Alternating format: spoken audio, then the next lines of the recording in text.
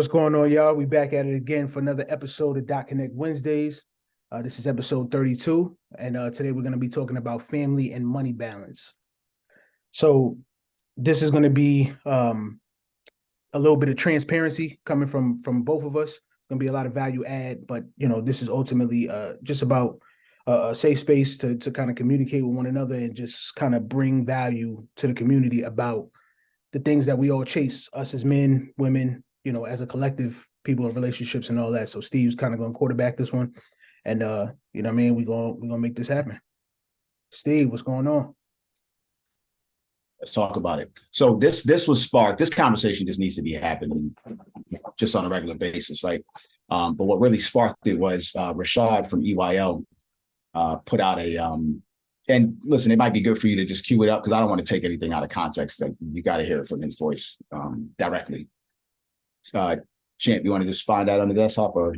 Yeah, I find it. I have. All right, so while Champ's looking for that. So in short, it was more like there's no balance in work and life, right? Meaning home life. So in essence, his message was your family has to be okay with disappointment of not having you around, okay? So then I decided to just go in on it a little bit just to give my take and my perspective. So if anybody knows me, I've told the story before. My daughter's 11 now. And from the time that she was born, I stopped working in an office. We were living in Jersey at the time. I had an office space in New York. So I just stopped. I've been working from home since. So I'm not one of these pandemic home kind of maker workers or whatever you want to call it. I've been doing this before Zoom. So some of the biggest struggles back then when I was working on self was how do you turn work and father on, right? Because I'm literally getting off meetings where I'm yelling and then I got to be able to reset myself to conduct and give proper energy to the family. And it's been a struggle, right? Because I'm literally working at war in my own home.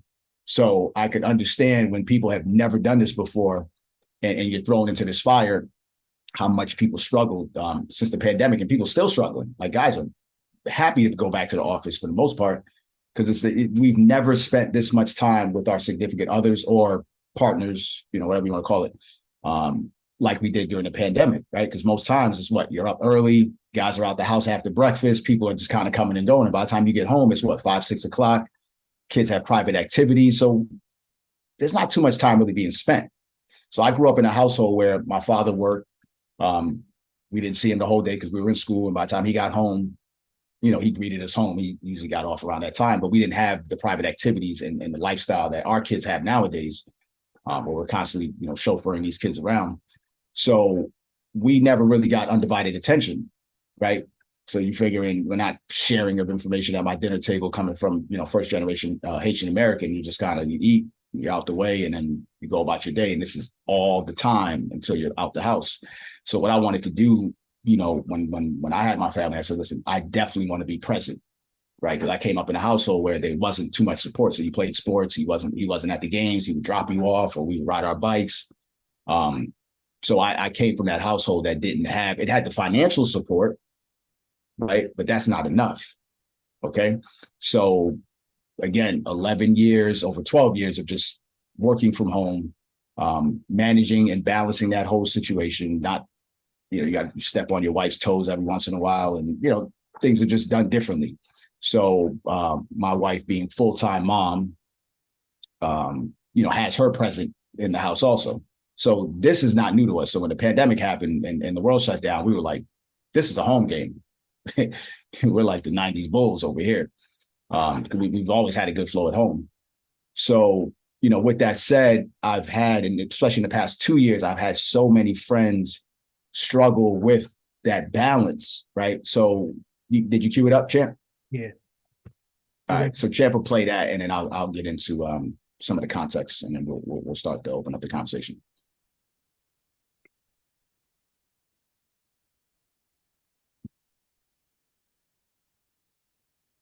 Steve, I'm good. Perfect. Fairy tale of a balanced life is something that is unrealistic for anybody that's trying to achieve greatness, especially if you're an entrepreneur or you're a business owner. So it's your responsibility to be able to communicate this to your wife, significant other, children, and they have to understand how to deal with disappointment, because the sacrifices that you're making are luxuries that they're provided.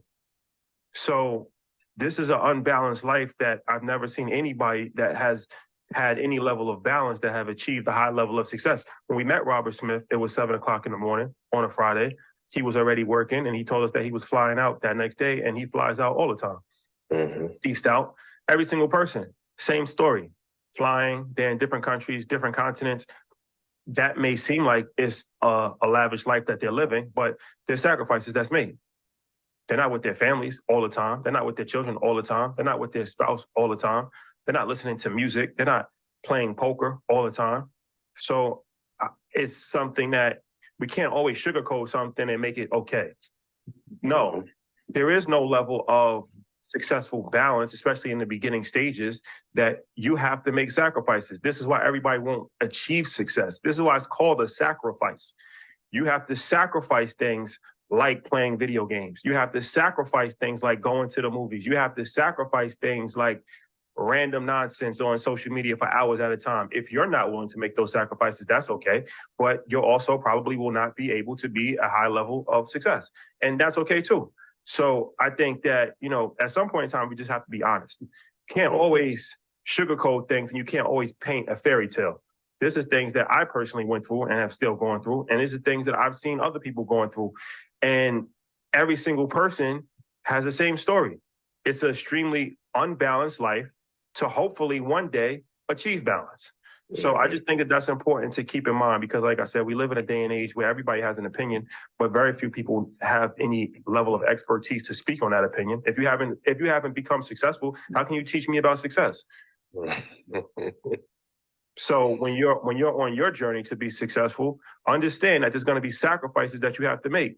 And if you're not willing to make those sacrifices, then that's okay. But just understand your life will still be unbalanced, because when you're at the bottom and you have all the time in the world to spend with your family, then they're going to complain because you don't have enough money to provide for them. Or you're going to, at a certain point, be unhappy because you can't provide a certain lifestyle for yourself or for your family. So there's still unbalanced, even when you think that you have imbalance. I think that So listen, there's a lot of great points that were made. Let's start by this guy's not married, right? I don't know anything about how his past relationships were. I don't care to know. I'm just telling you right now that this guy's not married. So where he's pulling his information from is he's looking at his peer group. So now these guys are running with Robert Smith, right? Divorced and remarried. Steve Harvey, divorced and remarried. So you start looking at the people in their inner circle, I would call them, their mentors, right? Up at 7. Well, already meeting at 7. So that means he probably got up from way before. Understand? And then he's traveling out. So we all have to define success differently. And I think this is where he didn't hit the mark, right? Because if I'm a multimillionaire, does it mean that I'm unsuccessful? If I make $200,000-$300,000 a year, does that mean I'm unsuccessful? Like who's holding court on something like this? This is all man-made philosophy. So if you're around billionaires, they're going to tell you what you focus on expands. So if I work all day, I should be getting more reward from that, right? But then if I pull back on the health, and Donnie could come in, right? Donnie's one of my good friends, master degree, smart gentleman, works high level, and he tells me stories. So even if I didn't go through it and I didn't work for Fortune 500 companies, I have my own journey, but I do have friends. I do have information that comes this way. And, when we all talk about, billionaires and billionaire status and aspirations, and Donnie knows we've all had those aspirations before, but they have since, that was the very thing that was holding me back in life, is this imaginary number that we put out there, like, but not knowing what you have to go through. So what I did was I started to study the philosophy of billionaires. And you know what I found out? One, you don't just make $1 billion, guys, right? Like he said, there are sacrifices that's made, and you have to sacrifice people along the way. Mm-hmm. It is one of the most selfish acts that you can do, is to try to achieve money beyond measure. right? Because it's for you. And then you can tell yourself, oh, I'm doing it for my family, but these guys are losing their family at high rates. They're coming home to empty houses, right? I talked about an interview I saw with Shaquille O'Neal, 80,000 square foot home in Florida. It's empty, no wife, no kids. He kept the bedrooms the exact same, right? Because that's what gives him like kind of solitude. So you figure a lot of these guys, when they start to, we don't know what the price of regret is later. But what we do know is we could research what these guys actually go through because it's all public record. So if I have the ear of Robert Smith at a show and we're talking about work-life balance, that would have been a better thing to give to the community. Because at the end of the day, I don't care about 401k investing. I don't care, he's talking about tax benefits from real estate. Bro, you're stating the obvious. Let's get to it. How do we balance this, right? How does it work? So if anybody knows, Robert F. Smith is one of the wealthiest African-Americans, I don't like using that, but melanated brothers in the world, right? He has a huge fund. The guy does his thing. So what I did was after Rashad did that, I started to research a little background on him. I realized he went through a divorce with his first wife, and she hired a private investigator. And Lord knows what was what unfolded. So now this guy not only got caught cheating and buying lavish gifts and doing all this other stuff, but he got caught up in tax evasion now. Him and his partners were hiding almost $2 billion. So he had to pay a big fee. Robert could have lost his entire career, could have been over. The one thing you have to realize about this, guys, is now you have to start looking at the principles and morals that are tied to guys that only chase money. Understand, they will do anything for it, meaning they will sacrifice time with their family, time with friends. So what would they do to you in the business world? I've been on both sides of the fence, and I can tell you that the streets is a whole lot easier to just deal with, right?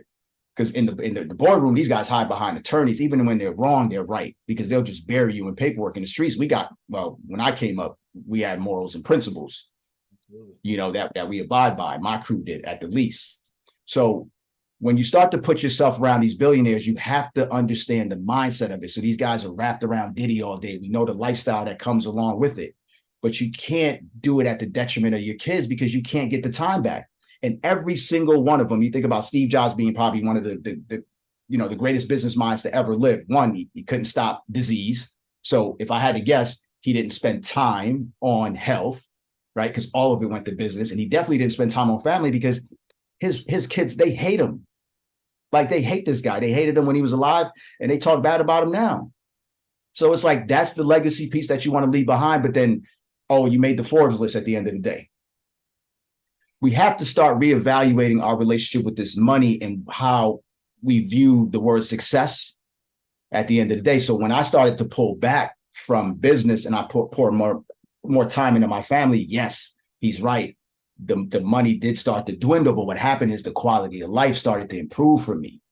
So for me to ever go back to say, you know what, I'm going to pull all-nighters. I'm not going to go to basketball games. I'm not going to train my son. I'm not going to train my daughter. I'm not going to be present at games. I'm not going to be just present, period. Is just asinine at the end of the day. So when Rashad makes his money, if he doesn't have his kids next to him in tow, he's not passing anything down outside of maybe a trust and some money. The gems is what these kids need.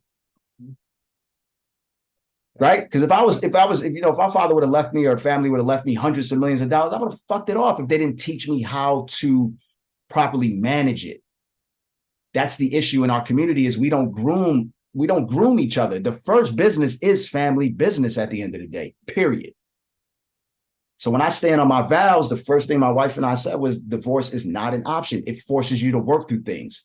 So when you look at Jay-Z and Beyonce, you see what they went through with the infidelity and all that. They spoke about it in the music, and Jay-Z said in an interview, he's like, it was the hardest thing I had to do in life was to face my wife on an accusation like that. Think about it. This guy solved the most complex issues in the world, but the hardest thing is to face somebody that you love. So let's talk about it. Wow. Does money bring happiness? Like, come on, this is like the age-old situation. We know that it doesn't, but I'm just posing the question, and I'll open up the floor. So Donnie is a good friend of mine since undergrad. Donnie was a business partner of mine. We lived in New York together for a little while. So I've watched this guy take things to a whole nother level. And he's at a different level now in corporate America. And he's been going up the ladder, since I've known him. Donnie, if you want to unmute and, give your perspective and take on work life? Yeah, no, I mean, thanks, Steve, for the intro. But what I would say, it's all relative, right? And to an earlier point that you made, what defines success, right? Someone making 100,000 or somebody making 100 million, it's all relative because again, it's a mark that we put out there that we tell ourselves that we got to hit. But what I can say, to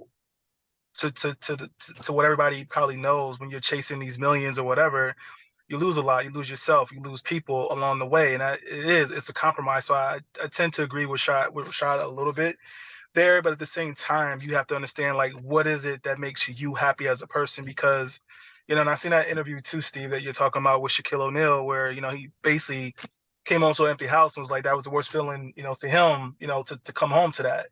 So again, I think a lot of times we get caught up in perception of what we think we need in life and what we don't need in life, and we tend to put our goals there, but not realizing that what's more important is your family, especially if you have kids, right? If you're single, yeah, you can go about it a little different. I know when Steve and I were, in business and doing things together, I wasn't married, I didn't have kids, so my risk tolerance and what I would do was a lot different too. But now, it's a lot different for me, and I can relate to a lot of these guys. On the road, you're traveling, you haven't seen your kids, and then when you have a conversation with your son or your daughter, and the biggest thing they asking you is, "Can you spend more time with me?" It cuts you a little differently. You know what I mean? Doesn't matter what I can buy for them or what trips I can take them on, anything I can do for them. They're looking for time, and I think sometimes when you get caught up in the money, it's all about the material things or the things you can do, and that's really not what they want. So again, you lose yourself in it even when you think you don't, and it impacts your household. At the end of the day, as much as we want to think that because you pay all the bills, you're the breadwinner. I'm just gonna keep it 100. You think every night your wife's just gonna bend over and give it to you how you want it. It does not work that way. It's on a whole nother emotional level with those females, how that all comes together, right? And I'm speaking from my perspective, my relationship, right? Your energy channel's different, right? Because I'm in an environment where it's an A-type personality environment all day long. So you're constantly arguing, debating, trying to get what you want, always trying to cut a deal, do something different. And then when you come home to unwind from that, it's really hard to do. I can't even lie, right? Like, if I've been flying around the country and I get back home, the last thing I want to do is sit and have a deep conversation with my wife, but then you're forced to do it, and she can tell that you're not into it, right? And again, these are just things that you as an individual have to figure out what works for you in your household. And as you just, start to understand and appreciate the certain things in life and understand that, at a certain point in life, you're counting down versus counting up, certain things just matter a little bit more, because at the end of the day, you're seeing guys nowadays in their 40s and 50s with all sorts of health issues, having heart attacks and diabetes and alcoholism and all these other things that are probably more of a result of just what they're doing or what they're chasing, or sometimes it's even the circles you're around. You got to ask yourself, is it worth it? The biggest thing to me is to see both my kids, grow up and become, whatever they want to do. Don't follow in your dad's footsteps, right? And I think a lot of this desire that's motivated and pushed me to where I am in life is growing up in a single family home, not having nothing, lights turned out, not knowing where we're going to live from year to year when the lease expires. So some of this is trauma. I'm just going to keep it 100 that I'm dealing with to kind of stroke the ego. But the biggest thing, and I take this from my brother Steve, is he you got to lose your ego sometime to really understand yourself when you're trying to figure out who you are as an individual. When all that stuff doesn't matter, when you're sitting in that dark room by yourself and really putting all the cards on the table, like what's really important. But I'll pause there, Steve. So let me ask you, Donnie, so that way they can get proper context. The where you're at in your career right now, are you making the most money that you ever made before? Yeah. Okay. And are your basic needs met now? Meaning the house is paid, the cars are paid, everything's on auto pay. You don't have to worry about that. Is that where you're at right now in the financial sector of your life? Yes. Are you the most happiest? No. And the funny point to that, Steve, a lot of those things that we just talked about, being able to keep the lights on, pay bills, put food on the table, I was doing that before I got to where I am today. You know what I'm saying? This was just more of personal goals for me and things that I wanted to do that I thought were important along the way. And then your peer group. So you work with a lot of A-type personalities. Tell me about, so upper management and when you start going up the corporate ladder, I would guess these guys are making a lot more money than what you're making, right? Yeah, at that point, it gets different. I mean, it's all relative because it all depends how it all is structured for someone. But I mean, to keep it plain and simple, like nobody's missing no meals at levels, at those levels. You know what I mean?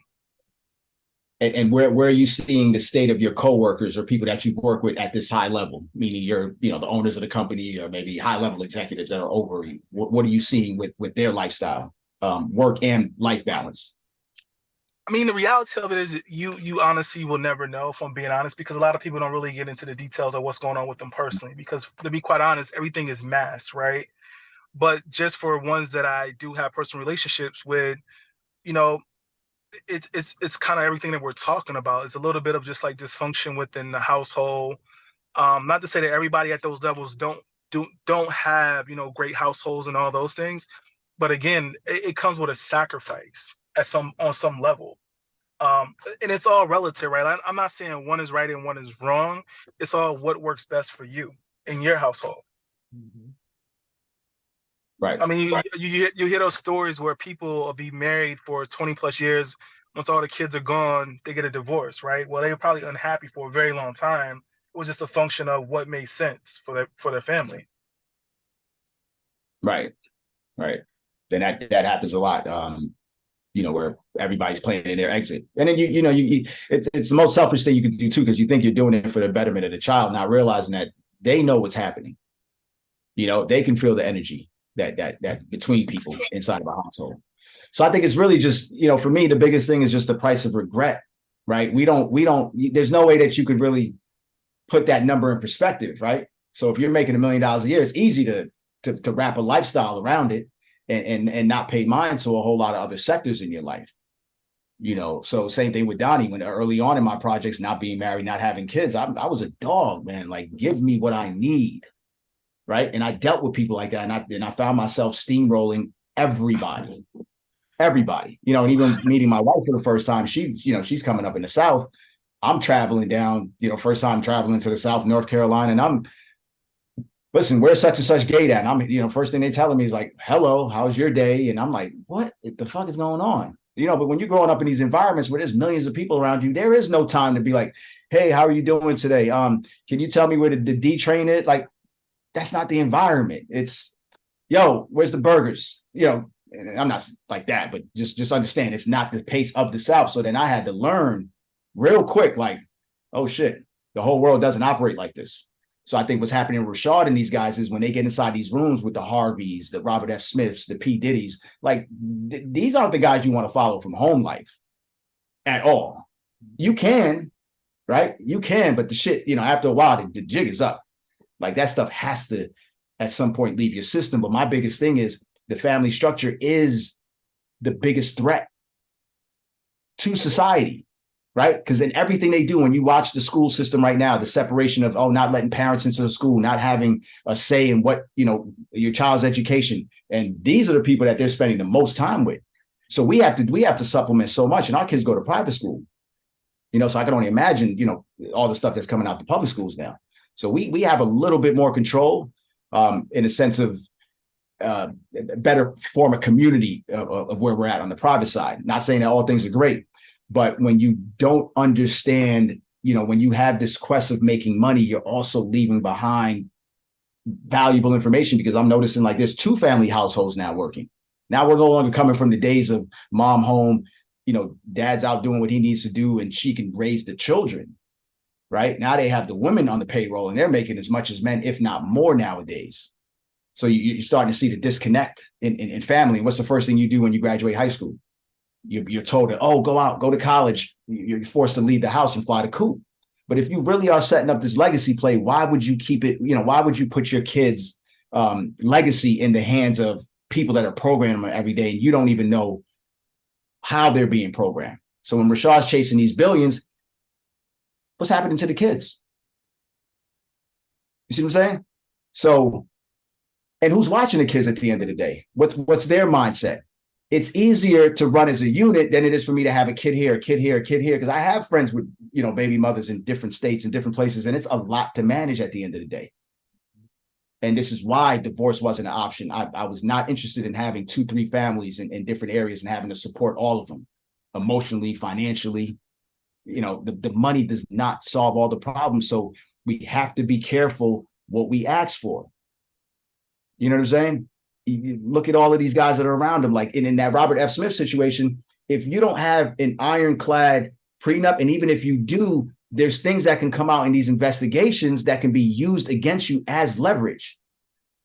So yeah, you made $1 billion now you lost your company because of infidelity. Would you want to do business with somebody that is a cheater? Let's talk about that one. Because that's my gauge. That's my character of men I do business with now. And I'm not saying I'm holy then, whatever, but if we conducting business and you starting to do whatever, I have to watch you now. Right? Because if you could do that to the person that you had vows with and children with, then what would you do to me? Let's talk about it. Who's next? That was probably one of the dopest conversations that I probably ever had with Steve. Before we started anything, we were gauging one another, right? We just kind of feeling each other out, trying to understand, like, who is this person? How is this person going to be beneficial to me? How can I pour into them? How can they pour into me? Vice versa, right? So Steve said something to me. I could tell he's being observant, right? And I'm hyper vigilant, like by nature and by default. So I'm kind of assessing what's going on. And Steve says to me, he said, you know what? I'm like, what's good? He's like, yo, if you cheat on your spouse, what would you do to me? And I said, wow, just to hear that kind of did something to me, because it's crazy. I had friends, I had associates, I had people that in the past wanted to do business with me, wanted to get on ventures and things that I was involved in. And just because I would see how their relationships were with other people, right? And I'm not trying to throw nobody under the bus, like, you know what I mean? But this is calling a spade a spade. This is reality. I'm big on this. I do not cheat. So to see other people who are willing to do that to people that they honor and love, it's like, bro, you will do anything to me. I've seen it a million times over. You will throw me under the bus first chance you get. So it's like, you can't do no wrong. You can't do anything outside of this book. And it's like that right there, that was one of the telltale things about Steve that I truly like embraced. And I said, yo, this is the guy. This is who I need on the front line with me. Like, I wouldn't have nobody else right here with me besides this guy. Just for things like that. He's a man of honor. And it's like, yo, if you have somebody in your circle and it's chinks in their armor and you see that, they not for you. You know what I mean? You might want to start reassessing your circle, audit your circle, like my man said. That's real. So, and they tell you behind every great man is what? Great woman. So my wife is on now. Mary, if you want to just chime in on something, I mean, she's had to date a serial entrepreneur, and we've been together for a couple decades now. You want to add anything to the conversation? Can you hear me? Yeah. Can you see me? I don't want to be seen. No, but if you see me, it's okay. Camera's on. I know. I tried to turn it off. Princeton was trying to help me. Anyway, hey everybody. I do have something to say. I think I understand what Rashad was saying, and I think language is important. So he mentions balance, right? And this comes up a lot in conversation of like work-life balance. Every balance is achieved by universal law. Everything is balanced already. We as human beings do not create balance. What we do is create cause that would then give us an effect, because that is universal balance. So I think what really should be the focus is discernment. It's the discernment, what should you be doing with your time and when? So Steve told you guys, I'm home full time, but I'm also an attorney. I wear many hats. I don't have to be home. I choose this. And I was pretty much shamed for many, many years for choosing this. But I realized very early on, there's no balance in this. You can't do both things. I want to say well, but you can do it well, but you're not going to do both things and feel fulfilled, I believe, at the highest capacity. So it was the discernment. So at the time, what was important, where my time needed to go, was to my family. Now the balance comes into play where naturally your children grow and they get to a point where they don't need so much hand holding, and they are at a point where they are individuating naturally. So the balance comes into play where now I have that time. It's now time for me naturally to delve into back into myself and my career if I want to, because they have what they need, they have their proper foundation, and it's we're able to do that, with the discernment. But if I'd have made a different decision then, you're always going to have to clean it up later if it's the wrong choice. That's how the universe works. So I think discernment is really what we should be focused on, being stronger at, not so much trying to find balance. You will not find balance because you cannot create balance as a human being. Everything's in balance already.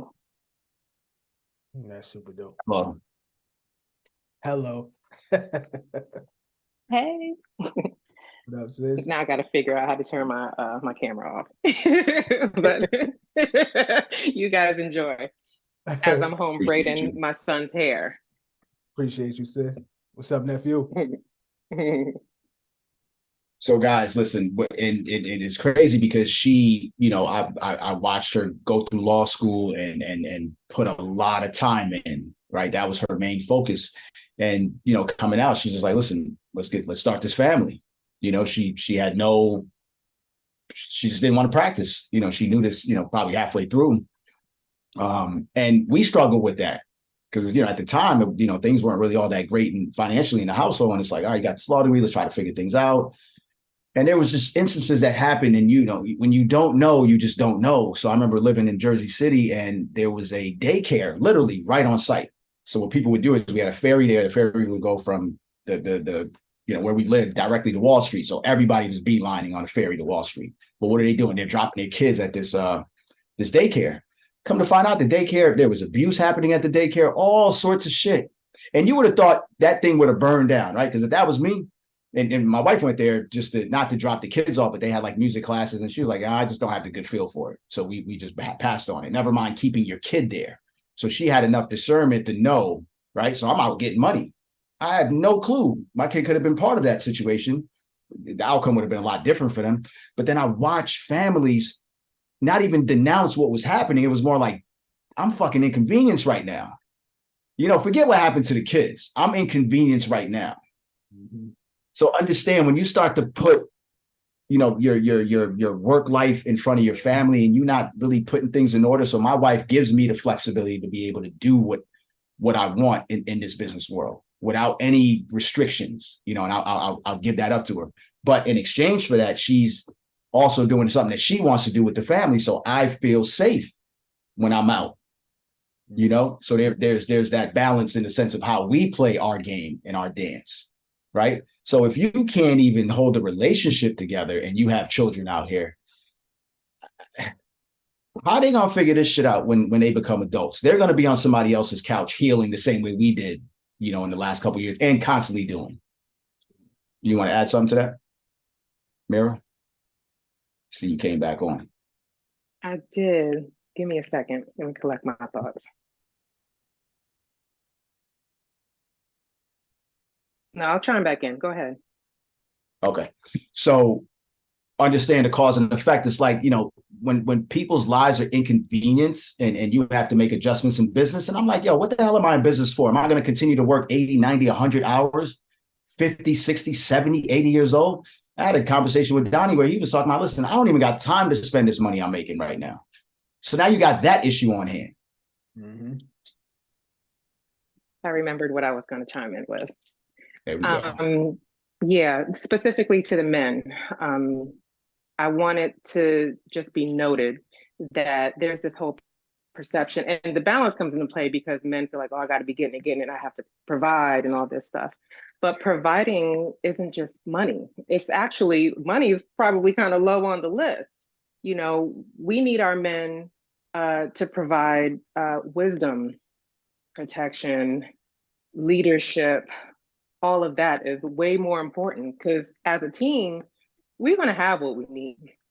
You don't need a whole lot of money. If you got the right relationships, the right spiritual alignment, healing from your past traumas, as you heard Donnie say, like a lot of what I'm doing is from trauma, you know, because I'm scared. It's a scarcity mindset, right?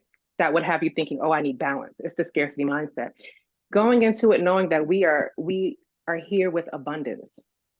Everything, this planet is so big, we have everything that we need. And furthermore, everything that we need is already inside of us. Next. So for the men, don't get caught up in that whole like women need this and oh, I gotta, you know, this money, money, money. The things that my husband, that Steve provides for me, money's like the least on the list. He's here for me when I need guidance. You know, Steve is like he's a visionary. When I need that vision to remember, like, oh, we're good. That means more than any amount of money he's ever brought into this house. That's the providing. That's the real providing. That's dope. For him to come to be able for our kids to come home, they have a scratch on their, you know, arm or anywhere. He can see it. You know, that's providing. That emotional intelligence, pouring that into your kid. You know, that's way more important than the money. That's the real bag. Okay. And here's the crazy part. So again, we have a good song and dance. So she's not so much the morning person, and I'm up at it, right? So these kids will get whatever they want for breakfast before they figured out how to cook, you know, initially. So it's always 2 different breakfasts in the house. When I travel and I leave out for a certain amount of days, that creates an unbalance in me to, one, not be home and not be able to provide what I know that these kids need to be able to start the day. Because I'm a true believer in the way that you rise is kind of the way that you're going to, you know, it sets the tone for the day. Right. And that's what they appreciate also. Right. And they've said it. I did a montage for Steve's 40th birthday. And, you know, everybody's kind of, you know, saying what Steve has given them or what they've learned from him. And our kids, and at this time, they were very young. But what they had to say was, thank you, Daddy, for making me pancakes. You took me to get food, like things like that. You know, making breakfast in the morning. That's the providing. Super dope. That's it. And listen, I'm out of town. I'm you know, out of town clearly to make money, and I want to be home. You know, it doesn't work for me to wake up somewhere and not have my kids, you know, at this juncture where they're at with them, to not be able to provide for them first thing in the morning. You know, getting up in the morning, running a mile with my son. That's kind of our new thing now that we're integrating. You know, me understanding a new sport with my daughter in volleyball and working with her with tennis. That's way more valuable. I will pass on those billions to just have those moments right there, and all of it's documented. Because what we're building is, you know, I mean, when we're gone, it's like you're just gone at the end of the day. What are they going to remember? What are they going to really remember? And if you don't teach them how to really apply the knowledge and the finance, then it's, what are you all doing this for at the end of the day? You lose half of it to a divorce because you couldn't keep your thing in your pants. That's dumb. That's absolutely dumb. But for me, it's the character of these men. And the reason I wanted to kind of shed light on this is because for some reason we're so enamored by celebrity. We're so enamored by, you know, wealth. And with EYL and this platform, they have the ears of a lot of people, and the message is just they're missing the mark. And it's not because they just don't know what they don't know. So when you take heed to older counsel, Robert F. Smith is not the barometer to family and manhood. I don't turn to Steve Harvey to say, you know, what sort of man is he, right? Because you can put all of us in different boxes at the end of the day. So I do business. You know what I'm saying? And I do family, and I could tell you that I'm always going to choose family over business at the end of the day. Even in a simple decision, like I remember sitting in New York, and my wife was, you know, she was at this, just finishing up her 4-year degree, and law school gets into the conversation. She's like, listen, I may not be able to get into a school in New York. You know, we're just setting up roots there, thinking we're going to stay in the city. And I'm like, first thing I told her, I was like, listen, I don't care where we go in the world. Just apply wherever, and I'll figure it out. Right? So I've always been selfless in my approach to my family, and even to just my community and people. So all I'm telling you guys is you have to start listening to these guys who we put on these pedestals and just get other perspectives that are out there. Because it's like my wife said, there's an abundance out here. All right, you got the billions now. Now what? Trillion. Now you're gonna start hearing people, oh, I want to be a trillionaire. Now, okay, now you got the trillion. Now what? I have friends who work, they're private chefs for a living, and they've worked for some of the wealthiest clients in the world. And the stories that you hear, I'm like, this is crazy. All the money in the world. Just imagine your child wakes up in the morning and they got 40 rain boots to choose from. They don't know what the hell to pick. So every day is multiple decisions that people have to make based on this abundance that you've created for them. So while you out getting money, they're on drugs to slow down their mind. This is what's happening. What's the price we got to pay for this shit, man? And we weren't put here to do all this working and all this grinding and for what? For what?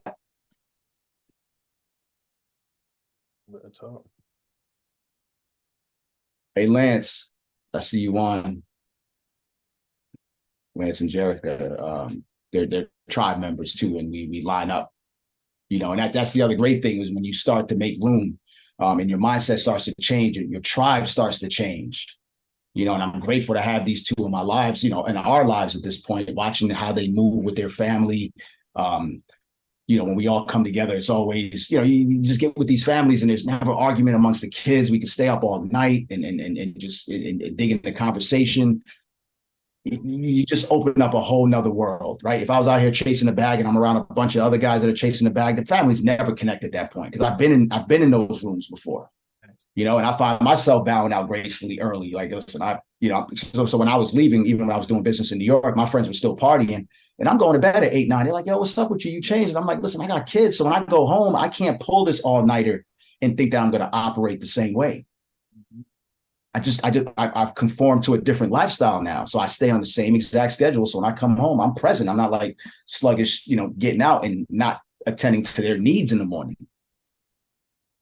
And this is not going to be a forever thing, but I know for as long as I have it, I'm going to hold on to it. I'm going to do the best that I can with it. We could always get to the money, guys. I've made it. I've lost it. I've made it. I've lost it. At whatever time I want to turn this spigot on and off, I have control over that and autonomy over it.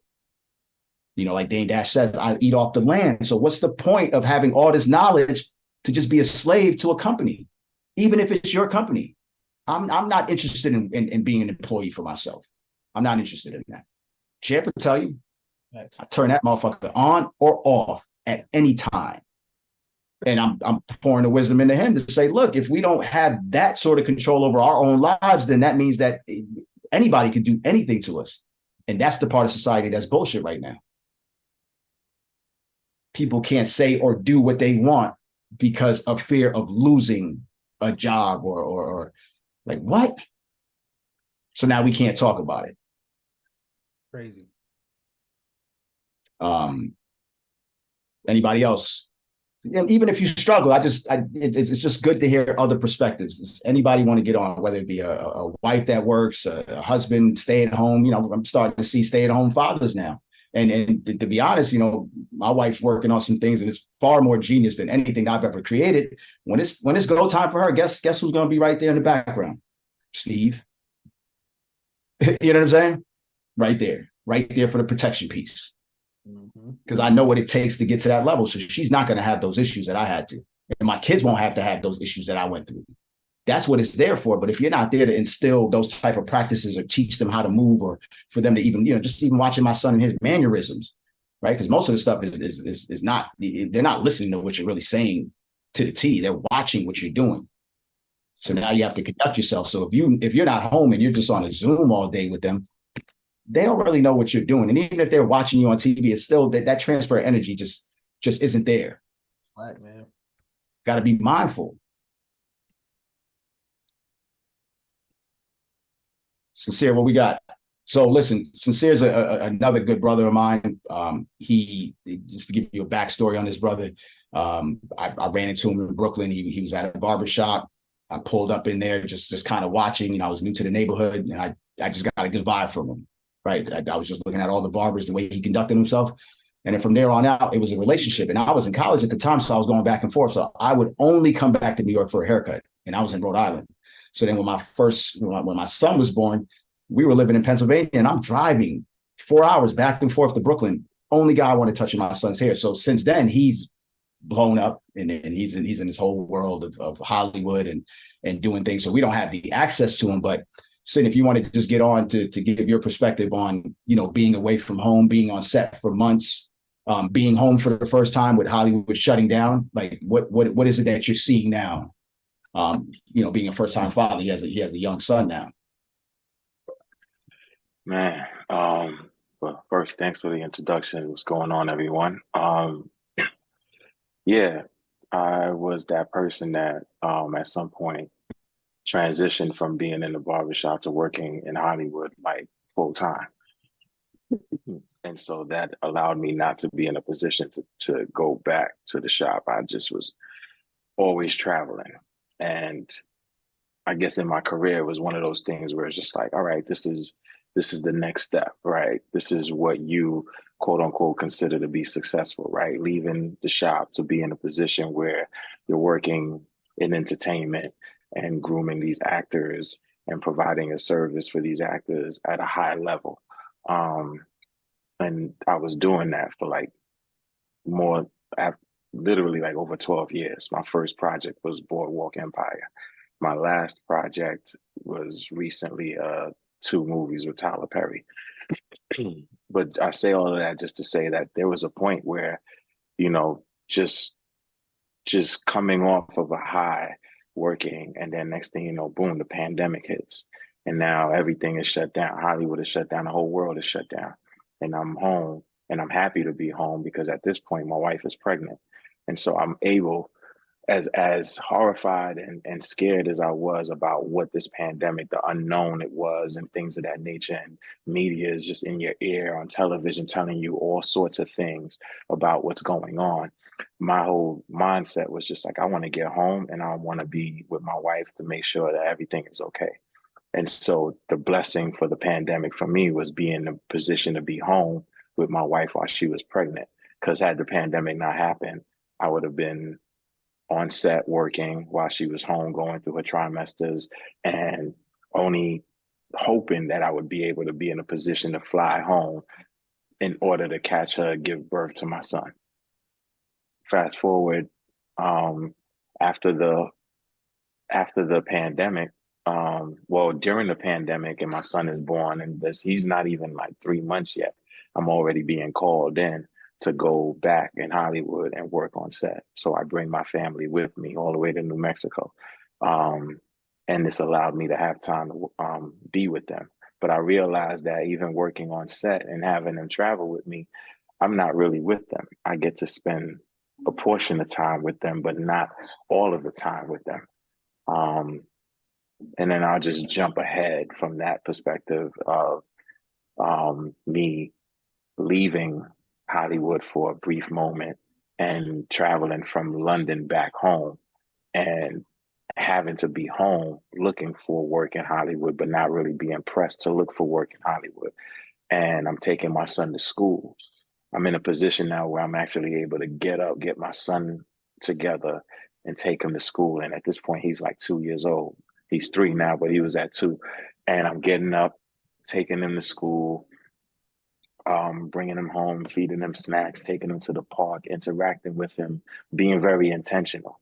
And so this break kind of taught me something. And then Steve was very, very instrumental in helping me come to the conclusion of something as well. It's just like what he basically said earlier, like we basically have this ideology about what success is supposed to be. And to be honest with you, success in my perspective was just me being present and intentional with my family, making sure that I was intentional with my son. Because everything that I asked for having a son. I asked, to be married. These are the things that I wanted, and was very intentional of wanting to have. And so now that I have it, I thought that the best thing for me to do was to provide for them. And so if that meant traveling wherever it was that I was needed to be on set to work on whatever movie for 3 months, 6 months, 7 months, or whatever have you, that I was providing and I was giving back, and everything would be fine. And I thought that I would have the leisure of time, but I never did. I was always fighting to get time to have with my family. And so here I was at a point where time was very, very, I was fortunate to have time to spend with my family and my wife and my son. Um, I feel that is very, very imperative. It's imperative for your soul. It's imperative for your mind. It's imperative for the journey. It is very imperative as a human being in this world, especially with everything that's going on in this world right now, that family needs to be the cornerstone. I mean, we come from just in our society as Black people in general, they've literally tried to take the man out of the household and force him to work and force him to be in position to where his most of his time is spent providing for his family rather than pouring into his family. And so I'm in a place right now where I'm literally trying to be as intentional to pour into my son and pour into my family, and whatever happens, happens. And I also am in a transitioning stage of where, as you know, the whole industry is on strike right now. So because the industry is on strike, I've had to take a step back and basically conform back to working in a barbershop just to make sure that I'm making ends meet and making sure that I keep everything afloat, being a provider, right? But it's the sacrifice that I'm doing right now, and that's just all it is. It's not something that I feel that I'm going to do long term. It's just a sacrifice for me right now, because the sacrifice is do this now, and which allows me to have the time to come up with something that allows me not to rely on the industry, not to rely on anybody but myself, and to be dependent on myself. And so if I'm dependent on myself, I can allocate the time necessary that I need to allocate to my son and to my family and the things that I want to do. So when I travel, it's not traveling for work, and I'm not necessarily enjoying all the sightseeing things that I could enjoy being in London or being in Prague or wherever it is that I went. When I was there, it was just for work, go to work, and then no sightseeing, no nothing. You could take little photos here and there, but that's about it. So now I'm in a place where if I want to travel, I can just kick back and just travel and just show my son things, teach my son things, be more aware of how his teachers are treating him, see where there's a lapse in education there, and then take ownership of that and interject and making sure that he's on the right path and that they pour into him just as much as his father and his mother's pouring into him. And if we don't get that, then we're removing him and putting him someplace where it's necessary, or we gonna take that, you know what I mean? But I want to provide a space where that can happen, where that's an option. And so that's where I'm at right now. So yeah, definitely. Thank you, Steve, for, just always, because there was a point where I was so busy, Steve would always try to reach out to me, to see what's going on. And if he does catch me, I'm on something like, yo, I got to hit you back. I'm on set. And when I was forced to just sit still and be in my own world, be in my own bubble, and he was there, he was able to help navigate and help pour into me something that, not much people in your circle are willing to do, and he was. And so I owe a lot to him in that space, for sure. And listen, guys, the sacrifice of putting money on the back burner, like Rashad said, that is a sacrifice. But how many people are willing to do that? This is what I've been doing for probably it's probably a year before the pandemic, right? The time was spent healing, for me, getting past these traumas, understanding that, I was in this space, I'd make money, and then my businesses would get phased out by technology. And I'm like, my relationships with my employees, like everything was just deteriorating right around me. And I got to a point where I hit a low, right? So I get sued by one of my partners. He's burying me in legal shit in New York. I don't have the money at the time. The accounts were closed down on me. I remember eating out one night with my family. And then I'm telling you, like, when you have to look at your bank account to move money over, that's when things are running tight, right? But I would never and my wife could attest to this, I would never let them feel that pain. They would get it in other ways for sure, right? Because you see, she's smart and she's attentive. But you know, I did a really good job, especially with my peer group, with masking it. And Sincere could tell you, because we're still waiting on that screenshot where I sent him negative balances, you know, and no one who knew me intimately knew how bad I was doing. It would never show. You know what I'm saying? Because my focus wasn't ever on you know, making sure that things stayed wherever. It just like my wife said, yo, the universe will take over. You know, we could ignore the signs all we want, but eventually it will slow you down. So I'm just to a point now where my money is definitely at the lowest it's ever been, but the happiness is just like, I'm cool. Parallel. You know what I'm saying? I'll chime in on that real quick too, as far as happiness is concerned. Like, just to give people a perspective, because on the outside looking in, everybody that feels that when you're in the entertainment industry or you're in that limelight and you're around these public figures, that everything is cool. I've had people come to me and be like, "Yo, you straight. You making money because you're working with this person, or this person is cool, or whatever." They've seen me in photos, they've seen me in events with these individuals, they've seen me on red carpets, whatever, right? But just to be clear, there's a lot of energy that is being sucked from you because you're tending to these individuals. They require a lot because they're the talent, because they're a public figure, because there's media that's always in their face and always there's an expectation there.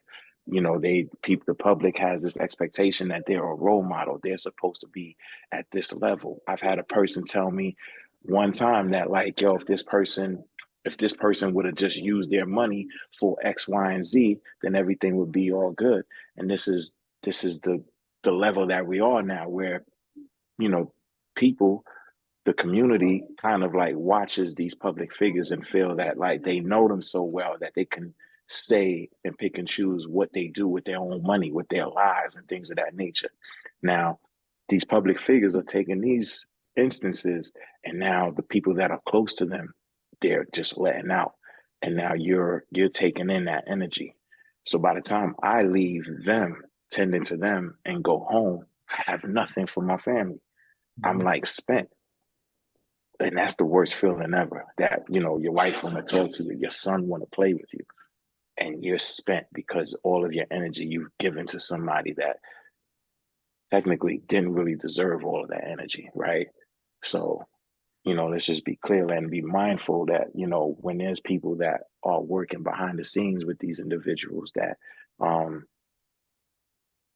they're going through it just as much as the people that are in the public eye are going through it. So if the people in the public eye are going through it, you can only imagine the people that are behind the scenes dealing with all of that are going through it. And that's another thing that I was dealing with and had to, you know, go in with Steve, and he basically helped me get out of that space. And so, you know, now I'm very, like I said earlier, I'm very intentional and very mindful of who I give my energy to. And then just to give him a little backstory, so one of his biggest clients, and I would say for me watching this journey, that pretty much opened this door for him, was Michael K. Williams, right? And if anybody knows, this is the guy from The Wire and Broadwalk Empire. This was, you know, my guy was, you know, his client, and we know what the end result of Michael's life was, you know, with the drug overdose, you know. So Sincere's around certain individuals, and we don't get to see that intimate side of these guys, you know, play out. So it's great that you brought that up, because I could only imagine how you were feeling, you know, around a guy like this when things were maybe not so bright or getting dark, right? How you know, without giving too much, but how does Hollywood's affect your life? You know, when they say that saying that the grass is greener on the other side, it really isn't. You know what I'm saying? Like, these are things that you kind of say that you aspire to want to be around, that you want to be in the mix. You would love to be a fly on the wall and hear what's going on, and be around that lifestyle, right? And then I could honestly say, being around that lifestyle for 12 plus years, it's not what it's all cracked up to be. And I know it sounds cliche, you know, people, you might have heard people say this all the time, but it really isn't. You're more of a babysitter than you are anything else. You know what I'm saying? And that's not something that you signed up for. You have a skill, you have a talent that you want to bring to the table. It's a collaborative effort. But then you find yourself doing way more than what you bargained for in that moment. And it's not because that's what they ask of you. It may have been, but in most cases, they never ask this of you. It's just the person that you are, that, you know, you don't want to see a negative thing happen to this individual under your watch.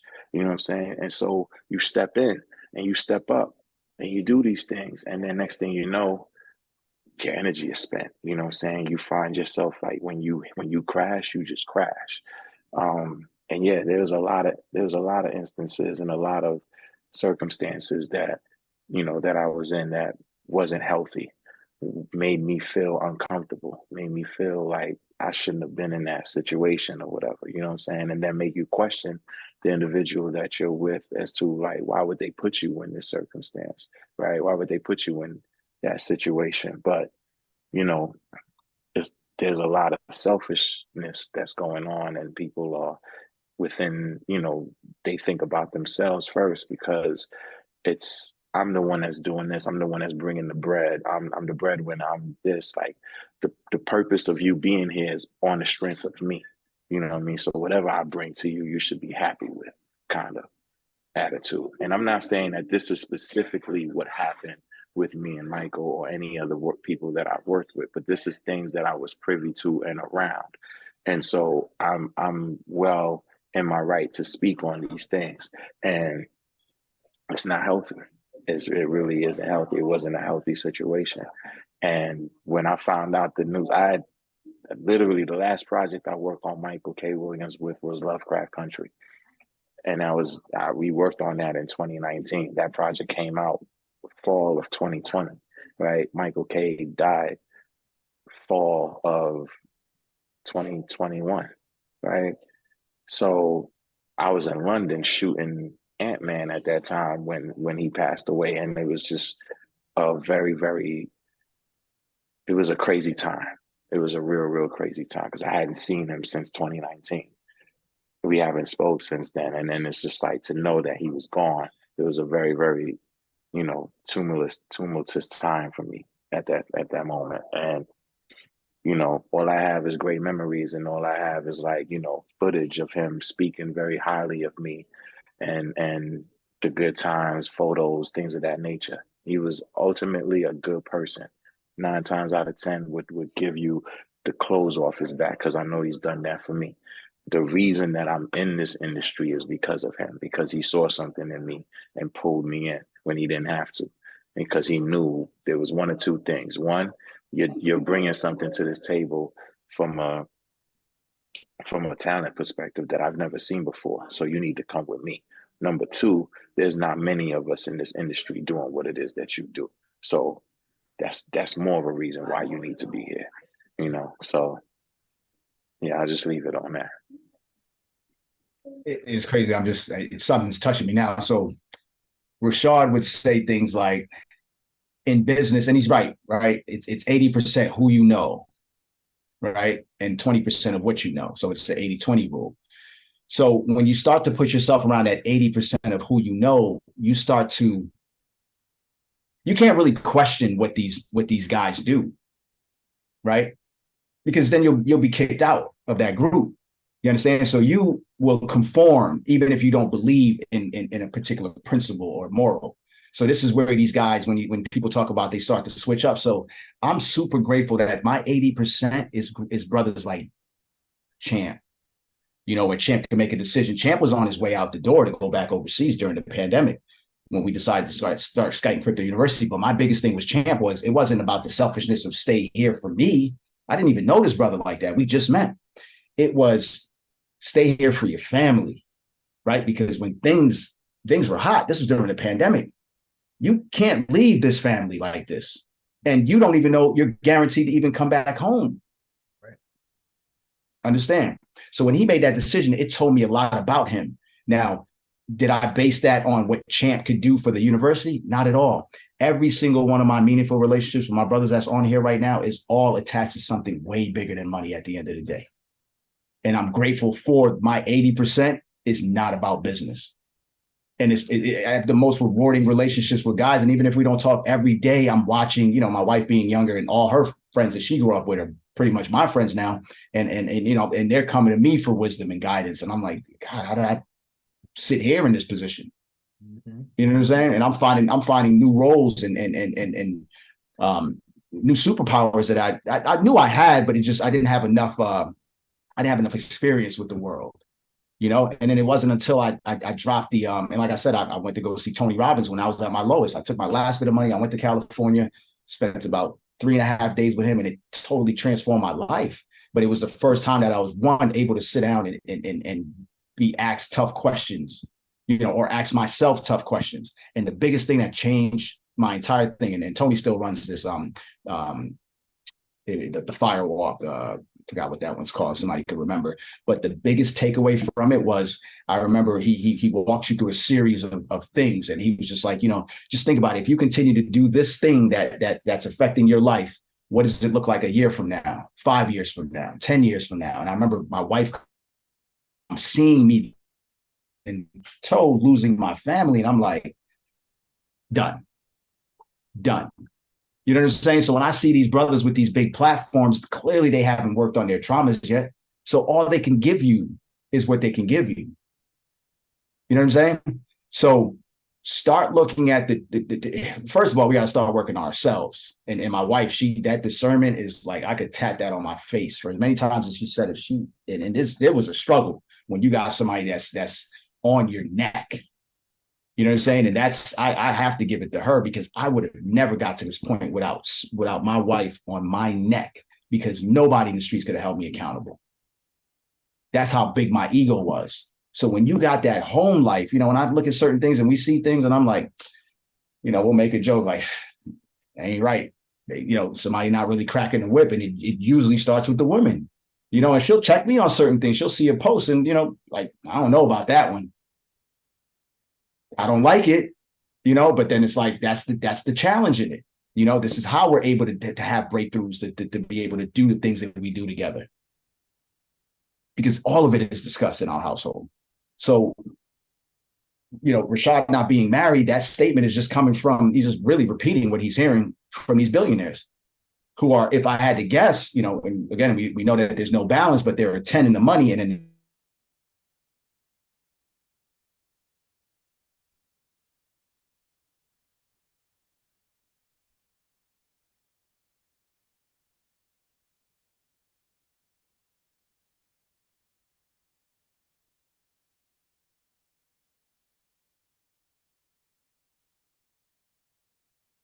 I own the company. We got to start reevaluating, guys, and we're entering a different phase now where opportunity is not going to be in abundance like we think.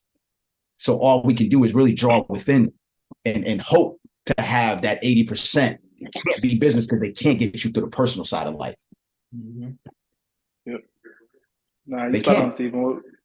Nah, the only thing I would add to that, I mean, you spot on, man. And what I will say is having been around this whole investment world for a long time, and Steve knows this probably better than anybody, man. I was chasing a private jet for a long time. And once you find a few of them, you realize it ain't no different than riding the Honda Accord. You get to the same spot at the same time, right?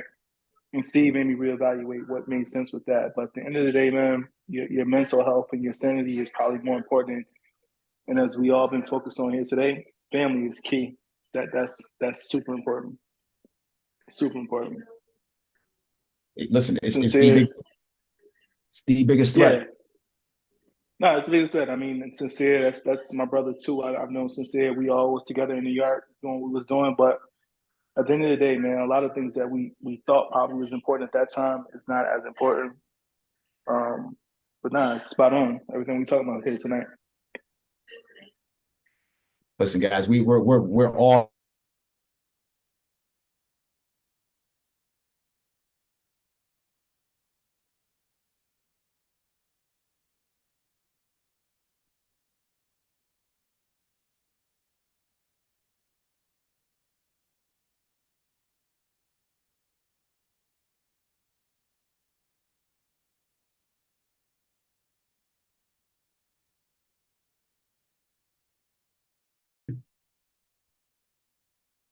Champ, you good? No, it's all good. Yeah, internet unstable. They got something going Oh, on. okay.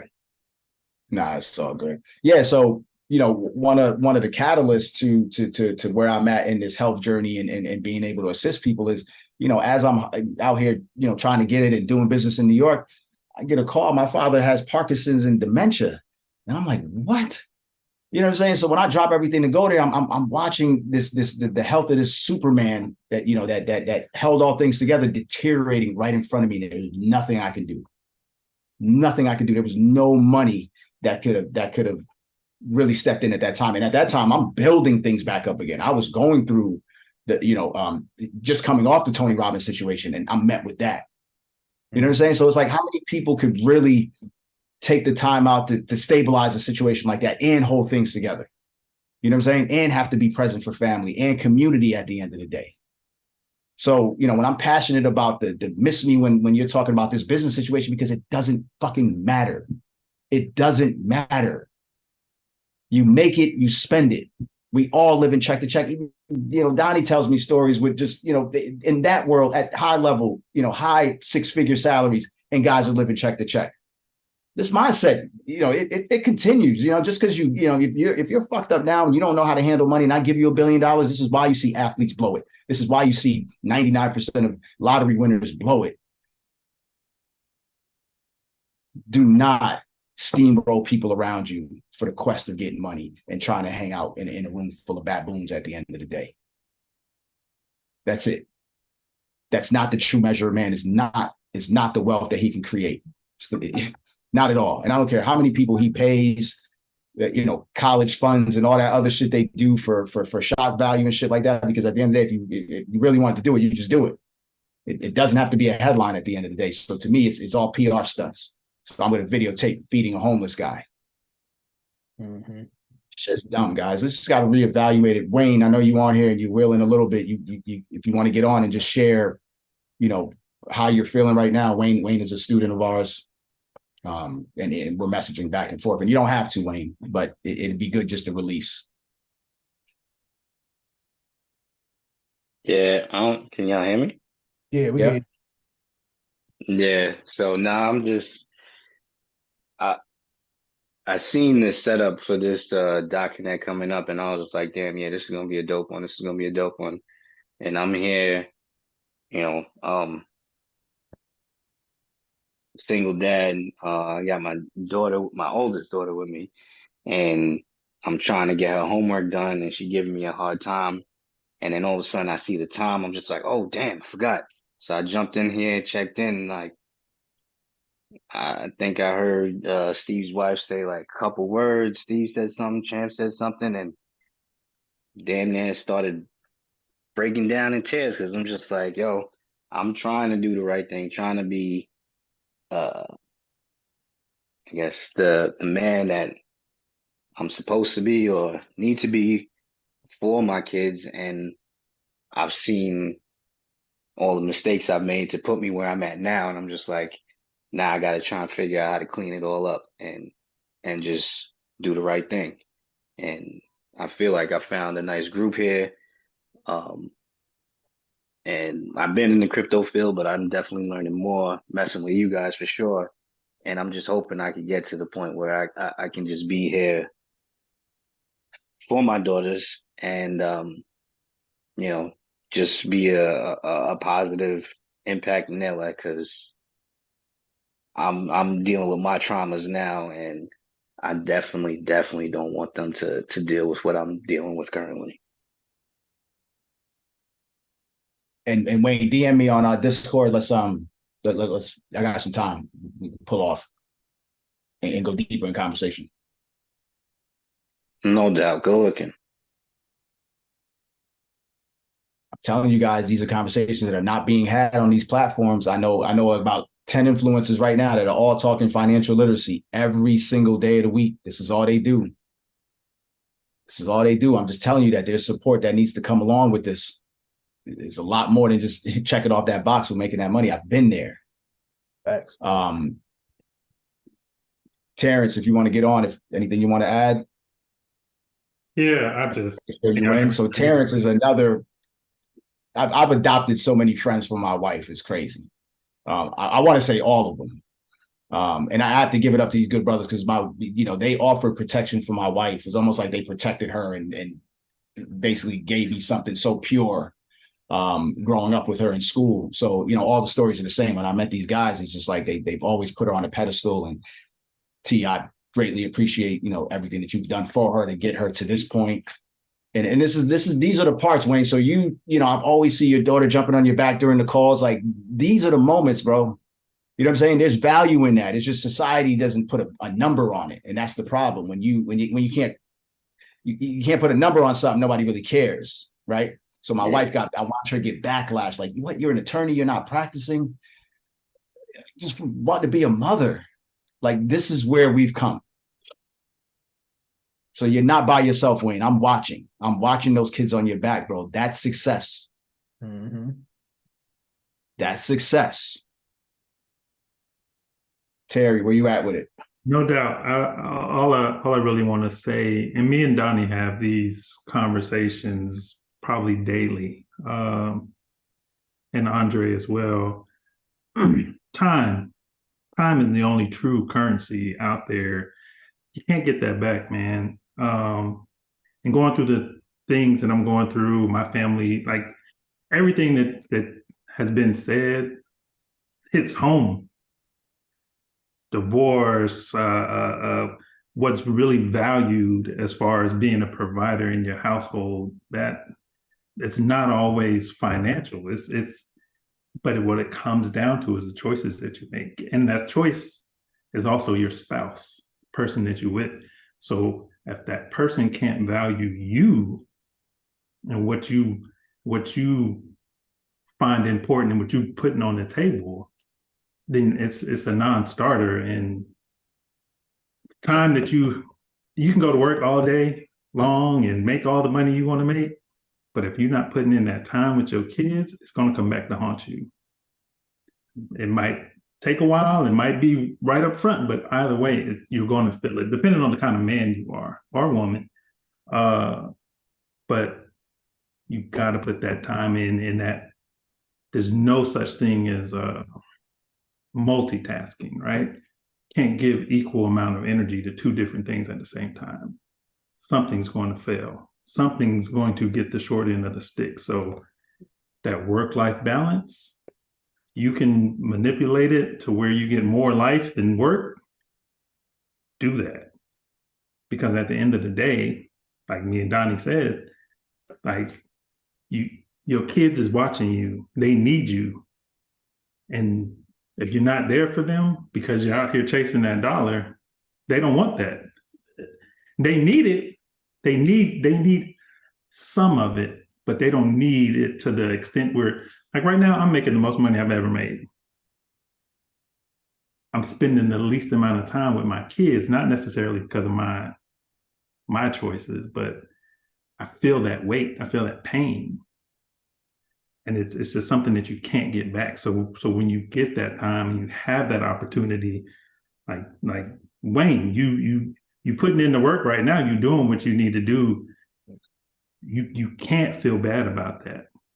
Like, find the joy in that and double down on it, man. Period. That's it. This is crazy. Guys, there's people around us struggling, man. We cannot mask it by just digging into this work. It's not gonna fill that tank. Trust me. You get home to these. I couldn't even imagine coming home to an empty house. I couldn't even imagine it. Like, I would give up my whole net worth to make sure that doesn't happen. Because I know I could always start over again when it comes down to money. You could always find another job. You could always learn another skill. There's always options. It doesn't require 40, 50, 60, 70 hours, 2, 5, 6, 7 jobs. No, it's a matter of just the amount of information that you could consume and how valuable you can make yourself in the present moment, right? So the information we have today, it may not make sense today financially, but we're planting seeds and we're waiting for harvest. Mm-hmm. That's the biggest issue with our community is when you come from scarcity mindset, you just need to eat now, right? You just need to eat now.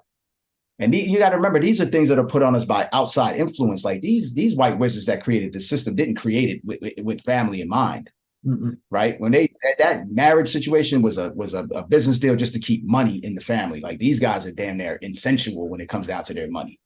Like they're not letting somebody else marry into their family. They'll let a second cousin marry first cousin type shit. This is what these guys do. You know, so when we use these words like legacy and things like that, like that's not, you're not defining it correctly. You're working for a company with a 401k. There's no legacy in that. You can't pass anything down. You know, even if you pass your pension to your child, it's the teachings along the way that they'll remember. You know, my father didn't come from a whole lot of money, but this work ethic, you know, now I'm seeing, I'm putting things into perspective. You know, he just didn't give a lot of clear context, but he was also a single father raising 2 children, you know? Hey, Lance, you want to jump in?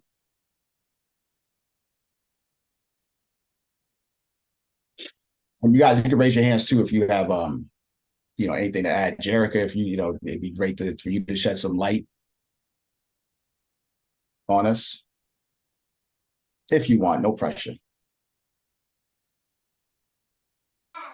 Okay. Hey, I love this. Thank you, Steve. Thank you, family. I just wanted to say what I love is that, you know, we are the ones we've been waiting for, and it's real obvious that our consciousness is beyond, you know, maybe what like our parents or grandparents experience, and then we're passing this on to our kids. So I think the fact that, you know, Wayne, you're talking about, you have so much consciousness around what's happening in your life, and that's what's so beautiful, because some of us, not in this group, but in the world, there just isn't even consciousness around it. You know, folks are in the matrix and they're just like rolling in the 3D and don't even have awareness about like, oh, like I can choose, you know? So I think more than anything, that's something that we can't like just wake up and have, like, or maybe you do, I don't know. But the fact that like everyone here is in this mode of like opening up to higher dimensions of seeing and knowing, that's the beauty. And that's the gift. And I think we need to have like lots of grace and self-love about just like that expansion in our mind, because like we're the ones we've been waiting for. And thank you. So I'm speaking up for Lance. He's like helping with bedtime and stuff too. So Okay. Thanks. Appreciate you. Andre, good brother, anything? What's up? What's going on, man? And Andre's another one I adopted too from my wife. No doubt. Thankful to have you, you know, and all that you've done, right? All right, man. It goes both ways, you know what I mean? And it's continuous. And that's the thing about it. I mean, I could start everywhere. Because I've had conversations with you and a lot of other people on this platform in order to talk about how much family was for me when I was working before the pandemic. I'm still working the same job, but I'm actually 100% from home now. And my wife has transitioned and she doesn't work for anybody but herself now. So she started her own business about a year and a half ago.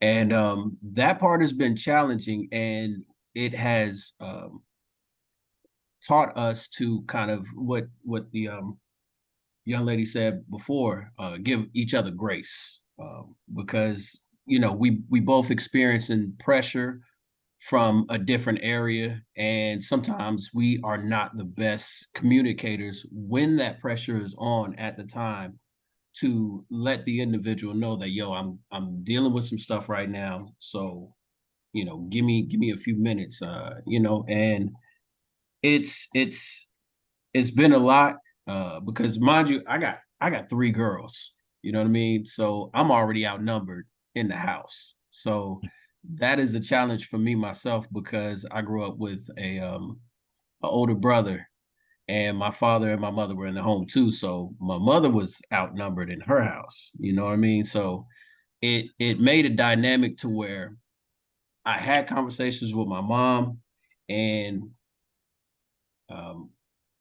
it brought me to a situation to where I know I needed to have conversations with my daughter that might have been uncomfortable for me, but it was to, I guess, benefit them. You know what I mean? And it made me grow as a person. But mind you, during the pandemic, um, our kids were so involved with everything. They're all dancers, whether it's ballet, whether it's hip hop, they do it all. And, a lot of times I felt really bad because I used to come home to an empty house because I used to work and I had to commute like maybe an hour away every day. And once they did get home, I would try to play with them, but I would fall asleep on the floor.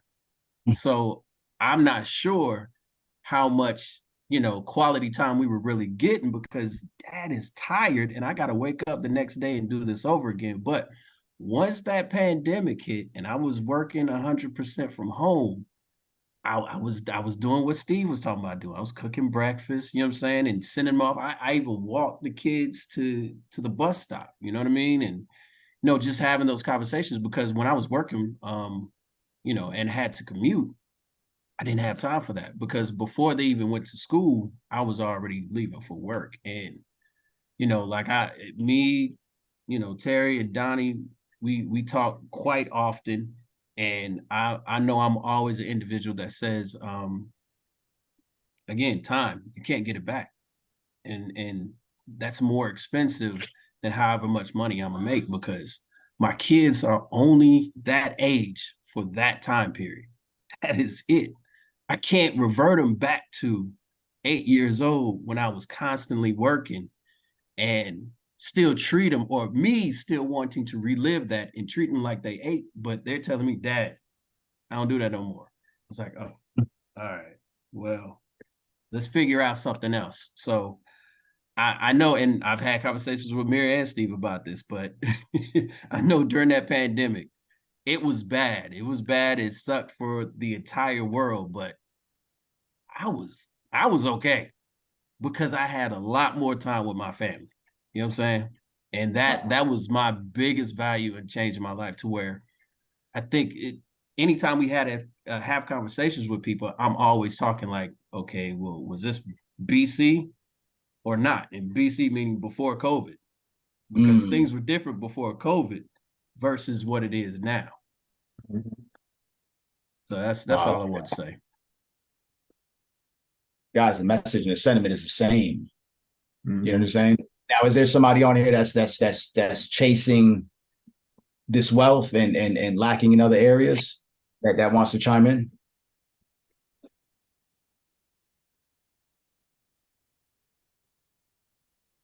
No?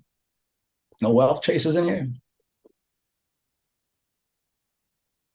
So a lot of the trauma that I'm working through and work through has been a direct correlation to my parents splitting up as children. So when Dre talks about coming from a two-family household, and I've heard great things about his family in the sense of how tight the unit was coming up, I didn't have that. So that's what kind of brought my wife and I together, because we were brought up by single fathers, which is rare back in those days. So when you don't have a mom around, even just in the relationship with my wife, I struggle because of that. I don't do well with empathy and things like that. These are all part of what you would get from a nurturer, so single dads can only pour in but so much. So that's why you need a family unit to make a person whole at the end of the day. There is no way I want my children to have to, and everybody's going to have their baggage, but they're not going to have heavy bags to unpack. You're going to have we're sending them out here with a blueprint and some tools. And all of it is a foundation that's rooted in family first. And that goes a lot deeper, right? We're just, it sounds cliche, but we really are. If anybody watches my page, that's only a small percentage of what I put up, because I'm not even thinking about it like that. So I wouldn't have it any other way at this point. And there was times where it's like, oh, I got to get them this much, you know, by the time they get out the house, I'm just like, you know, I'm not putting this pressure on myself, man. I'm not putting this pressure on myself because it's already hard enough in just what I do daily to be able to just wake up every day without no instructions, right? And then just try to figure some shit out. Mm-hmm. No instructions. I've never had a paycheck in 20 something years since undergrad. I've had to create everything that I do has to come from a thought in my head first, and then the motivation to be able to push through. So I'm out on the money quest. You know what I mean? And I might hit the number because I'm planting seeds in this crypto situation. So when you can get life in order and then that wealth can come, now we're building institutions at that point now. You know what I'm saying? Or now I have the flexibility. Who's up next? Because we still have to navigate our children even as adults. Mm-hmm. So my role would change, right? But the presence is still going to be there. The presence will still be there. And even if I'm not here, I tell my wife all the time, listen, I'm going to be kicking shit over in the house. You're going to know that I'm here. And we have a pact, you know, like we're going to meet up and we're going to do this again because we've done this ride before, but this is what we tell ourselves, like, we're going to do this again. And I want the same 3 people in my corner. That's all I ask for. Champ, I love you like you wouldn't even imagine. Making that decision to stay back, bro, not knowing me, you know I go to wit's end for you. Thanks. My guy's sincere, same way, the barber. He was cutting hair in New York, making that decision to come on a venture that I had, and hearing from his brother, like, you taught me so much about entrepreneurship. Donnie, the same way, he left where he was at in grad school to come to New York to rock with me. And I'm like, the amount of brothers that just dropped everything, that just believed in me, guys, I would not be here if it wasn't for that belief you had. Straight up. I know what I'm capable of, but those by far are the most impactful memories. I would never change my 80% group ever for no bread. Real talk. No. Nah, that's real, bro. Listen, that's real. That was the least I could do. You know what I mean? Was stay here, because honestly, truth be told, my foot was out the door, but it took the added reinforcement of you believing in me, knowing my skill set, knowing what I was capable of and what we were capable of and what we were trying to build for everybody else. No lie, bro. That was the hardest decision I ever made, but that was the easiest decision I ever made, hands down. Outside of marrying my wife, real talk. And I probably never expressed that, but listen, bro, I love you to life. And I appreciate you, you know what I mean, for everything. So thank you, Mira. If it wasn't for Mira's, that's sis, you know what I mean? I knew Mira before I knew Steve. And it's like, yo, that's my brother, man. I talk to him every day. I talk to him, no lie, I talk to Steve more than I talk to my own brother. My own mom and dad, like, I talk to him every single day. Outside of business, outside of ventures, like, we really do this. And it's like, we know what's at stake. We know the impact that we're going to leave for people. And this is like, we're doing this out of love, like genuine love and honor. You know what I mean? We've been at principles and we just know what we're doing. So it's like to do this and actually get a platform to share this, shit means everything in the world to me, bro. So listen, I don't want to over talk it, but I appreciate you more than words could ever say. Thank you, bro. Yeah, and I'll piggyback off of that too. Like, yo, you know, they say everything happens for a reason, right? There's a reason why you were not met in the barbershop that time. You know what I'm saying? Like, it's just tenfold. We got the same name, got the same background.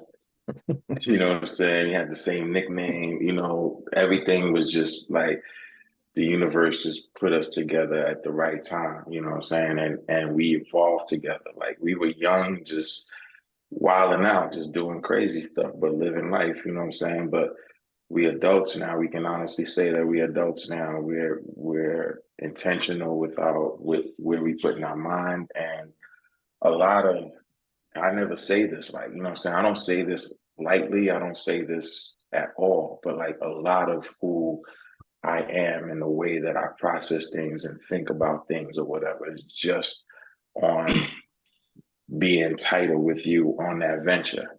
From the time that we ventured together, became business partners, we got tighter, we got closer.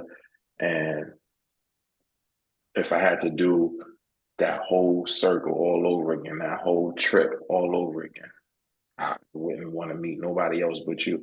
I wouldn't want to rock with nobody else but you. Like your family is my family. Like it's deeply rooted. It's like in my blood. Like you my blood. You know, they say that you be very careful and intentional when you pick the family, not the one that you came from, but the one that you pick, that you choose.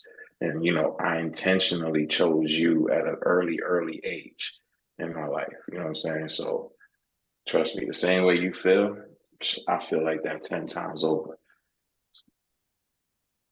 Yeah, man. I mean, I chime in here too. I mean, I echo everything Sin and Champ saying. I mean, Sin noticed when I moved to New York, we was in Brooklyn, you know, just trying to figure it out. Steve's always been that guy.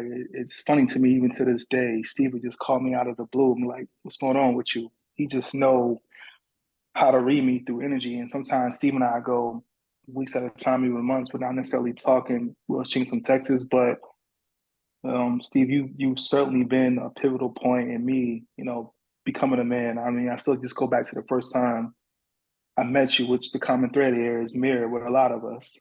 Um, but you know, I appreciate everything, the wisdom, the knowledge, you know, in my marriage with my kids, everything. It's been a beautiful thing for me to make me do a lot of reflecting and just, you know, like I said, you know, I feel like can share anything with you, and it's never coming from a place of, you know, trying to be hard or critical, but just giving it to me what it is, man. But I love you as a brother, Mary. You know, I love you as a sister, and I'm just appreciative of being a part of, you know, what you guys got going on. It's just a beautiful thing to kind of see where you guys have gone, and certainly, you know, seeing you guys blossom from where we were as freshmen in Providence, Rhode Island, to where we are now is awesome. I mean, I say that no different to my brothers Terry and Dre, who are on the phone as well. But it's been great, and I mean, Steve has certainly taught me a lot. You know, whether he knows it or not. Even when I do in the boardroom, when I'm talking about $1 billion deals and all that, sometimes I got to steal from some of the wisdom he tells me. You know, on some of these calls. So I appreciate you, Steve. Love you, brother. Wow. And, you know, my biggest thing right now, guys, is, you know, we're entering a new phase now. So, you know, the same way that, and I'd use the word poach lightly, you know, when they took the ride with me early, right? And then everybody kind of ran off, and I'm seeing it all coming back around full circle again, you know. And then when you start to form a tribe, you got somebody like Donnie, high level, and he can analyze, analytical guy. Then you got, you know, Sincere with that skill set of, you know, we can't lose the service aspect of life, right? So when this tribe comes together, it's not about spreading ourselves thin and you know, giving our time and energy to devils at the end of the day. Like the whole purpose of Skype and Crypto University is really to bring like-minded individuals together where everybody can add something to a pot. And that's a village.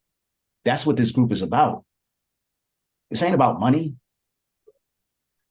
That was always the purpose of what this was built on. I said, listen, when the crypto is the vehicle, right? And real estate's the play. That's kind of one of my mantras. So when we come together with the wealth, I know that I got a group of my 80% of my guys. We're going to do the right thing with it. We're not enamored by, you know, the things, the private jets, and yeah, we're going to be traveling the way we travel, but that's not what we're going to be built on, because this foundation has been rock solid since the beginning. Thanks. Since the beginning, I'm taking my guys came to live with me with nothing. And looking back on it, like, I'm like, holy shit, I was solely responsible for a lot of things. Unbelievable tasks. Mm-hmm. I had no clue at the time how much responsibility I had on my back to these guys. No clue. My wife's out of state and you know, trying to get her getting her law degree. I'm living in New York. Then I have to move out of state, starting stuff. And every single time I've been a bridge and a connector to just affecting change in people's lives, man. I believe so much in people. That's one of my biggest things. It's just like, listen, you're worth a lot more than what they're telling you on paper, guys. Stop stopping at the salary. Stop. There's any advice I want to give anybody in this call is do not put your value on what you make per year. That ain't it. Wayne, them kids jumping on you, bro, that's a highlight. Every week, every time we do this call, it's a highlight. Facts. My kids is big to be jumping on me. You know what I mean? Too big at this point. That's a highlight, bro. You up. You up. We got you. Mary, you want to take us out? Can I Yeah, say I just something wanted. before we go? Go ahead. I'm sorry. My Oh, name is Quita, go ahead. Quadia. Yes, Quadia, got it. Quadia. I'm usually in the background. I'm like a lurker. And I watch. I came across you guys at I forget what it was. When you said everything was dead, that's what drew me to you. I just have to say, I'm enamored by you two men. You guys are like, I can't even articulate to you, right? This dot connect goes deeper than just connecting dots of, information. You're dot connecting energies and souls together too. Like I'm drawn to you, and I'm just looking forward to what's going to happen in the future. I'm just very proud of you guys, and I'm rocking with you. Okay. Thank you for showing that vulnerability. I love that. And men. Word. Wow, that just hit on. That's dope. Listen, there's a lot of, I had to break a lot of barriers for this, men crying and showing emotion. And, if it wasn't for my wife on my neck, there's no way I can get to this point at all. The woman is for the neck. You're the head and the woman is the neck. So that's why she's on your neck. There we go. What you got, Mira? No, I just wanted to reiterate that no one's put here on earth. No one's purpose is to make money. That's really something, a physical construct that we've made up because we're here in the physical realm. But once you tap into the value inside, dig inside, that intrinsic value is invaluable. It's priceless. And when you dig in to yourself and pour that out the way that you guys do, and that everyone has the capacity to do if they so choose, you will see that the money will chase you. You don't have to chase the bag. When you think about chasing, something's running away. You stand firm in who you are, figure out what it is inside of you that is of intrinsic value, share it, and the money will chase you, period. So we're gonna be good. We're gonna be good because we have found what's inside. And I encourage everyone to do the same. And hey, family, I see it's like a family reunion on here. I love my family. Man, this yeah. She, and Wayne, I see you. I might pull you in the background, but you doing good. You good. You're in good company. You're in good space. The vibrations that you need. That when I talked about the universe holding the balance, this is the balance. I can see that you're struggling, or you're struggling with something that's separate from what the reality is what I see. But you're here in this space for a reason. The universe is aligned in that way. So trust in that, take comfort in that. And Steve and I both will see you in the background to make sure you're good. That's it. Man, appreciate that. Chant, you want to close it out? Yeah, for sure. Can I Or say add something something? real quick? What you got? Yeah. I got it. Good night, family. Good night, everyone. I'm excited to be here, man. This is really what I signed up for. Not what I thought I was signing up for. I'm a little bit a different story than you guys. I lost my wife to cancer. So I hit a rock bottom place, which I'm excited about the future now. You know, I actually had to dig into self also. So a lot of things that Steve actually talk about um, really hits me different. You know, I was also met you guys at the, I think it was the Blueprint Summit where everything was dead, and you know, I couldn't, you know, from immediately I said, let me follow these guys and see what they're up to. But I just want to say that, you know, I'm digging myself out, but